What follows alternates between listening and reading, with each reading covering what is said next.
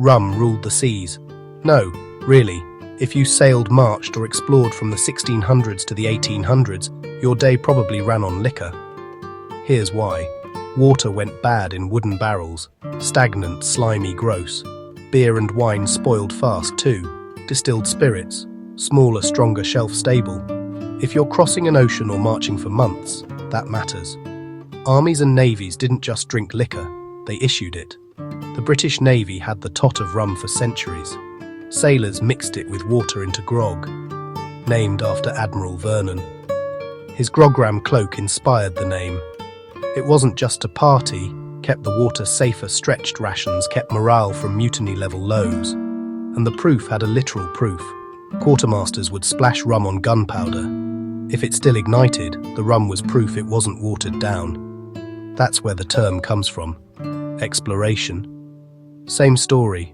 Rum in the Caribbean, brandy with the French, Geneva with the Dutch, whiskey rolling west across the American frontier.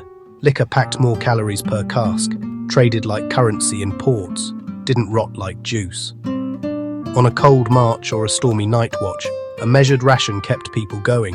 Did it fix scurvy? Nope. Citrus did. But before the science caught up, crews trusted the rum barrel more than the water butt. There's a harder edge too. Alcohol rations glued empires together, paid soldiers, placated sailors, greased deals in far-off harbours. It's part of why trade routes, colonies and wars moved at the pace they did. By the 20th century, the world sobered up on policy. The Royal Navy ended the daily rum in 1970, Blacktop Day.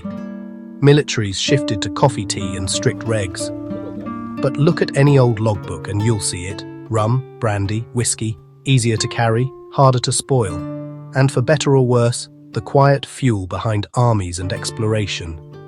If that surprised you, follow for more Why the World Works history.